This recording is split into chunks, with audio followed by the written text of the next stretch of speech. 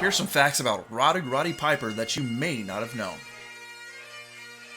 Ever since the very start of Piper's career, he's been billed as being from Glasgow, Scotland.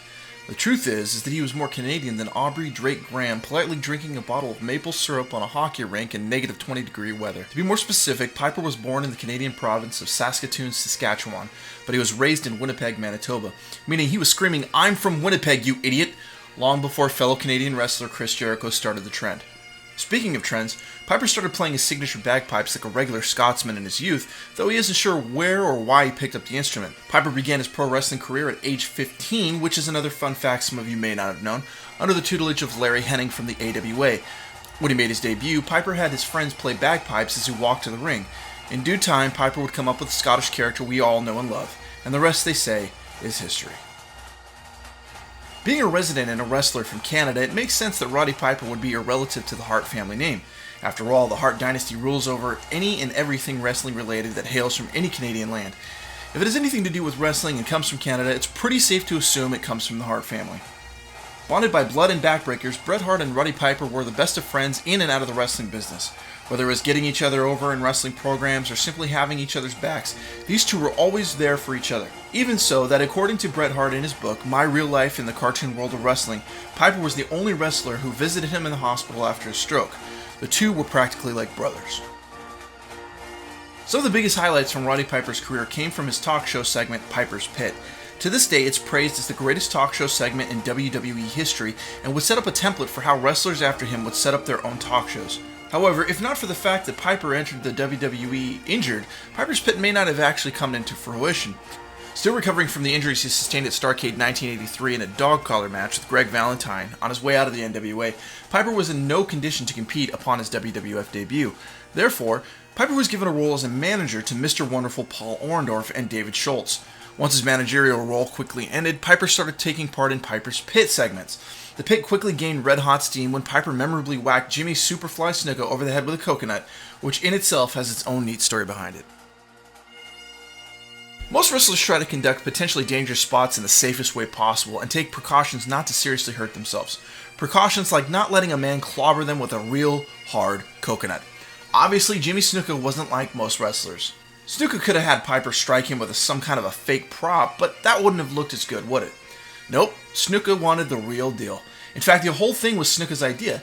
Snuka revealed in his book that him and Piper spent hours before the show cooking up ideas on how to pop the crowd for their segment until Snuka suggested that Piper hit him with an actual coconut. Naturally, Piper was skeptical and looked at Snuka like he was crazy. Piper kept asking Snuka if he was sure that he wanted it. But Snuka replied, "Brudda, you better hit me with that." So Piper hit him with that. Hard. Might not have been the smartest of ideas, but it certainly made for a moment that fans still talk about. Everybody knows about Sergeant Slaughter's likeness being brought to the animated form of an action figure in G.I. Joe. He wasn't the only one. Actually, there were two other pro wrestlers that had that honor. The other was Roddy Piper. Why? Who knows? Unlike Slaughter, Piper never had a character modeled after him for the show. In fact, there wasn't much of an effort to put into the character for the action figure itself. It just looks like the manufacturers took Piper's figure out of the WWF package, put it inside of a G.I. Joe, and slapped the name Iron Grenadier Trainer onto it, with the codename Rowdy Roddy Piper attached to it. Clever. Speaking of clever, one can argue that it might have been a clever marketing ploy to merge wrestling with G.I. Joe, but more than anything, it's just a bizarre piece of toy history. Both in and out of the ring, Roddy Piper has always had a reputation for being a tough-as-nails street brawler. Brawling is a neat skill to have, if you can call it a skill.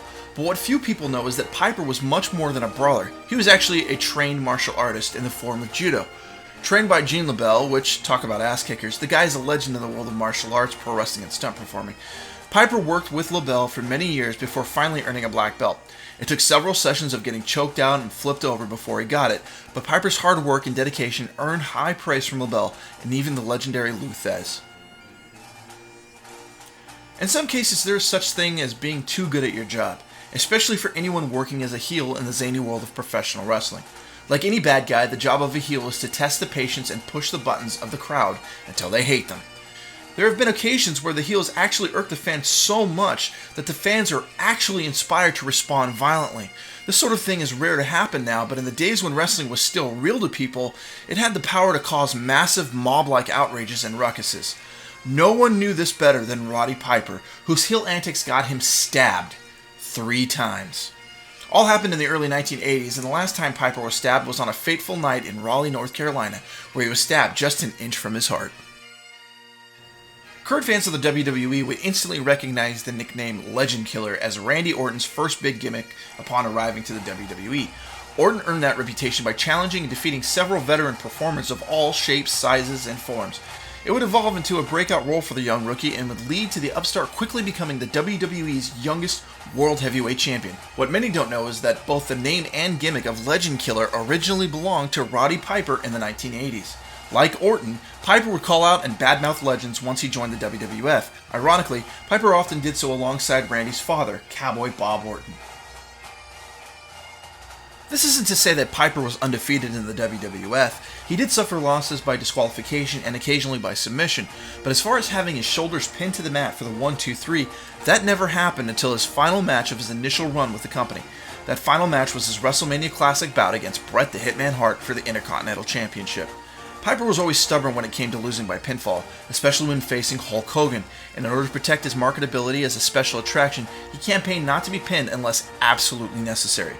The right moment came when Piper was the Intercontinental Champion and preparing to exit the company. In his book, In the Pit with Piper, he revealed that he chose Bret Hart because Bret was Piper's cousin, one of his best friends in the business, and someone Piper admired. When Vince told Piper he was prepping Bret for a major push, Piper was all for it, and allowed passing the torch to Bret as Bret's first stepping stone to greatness.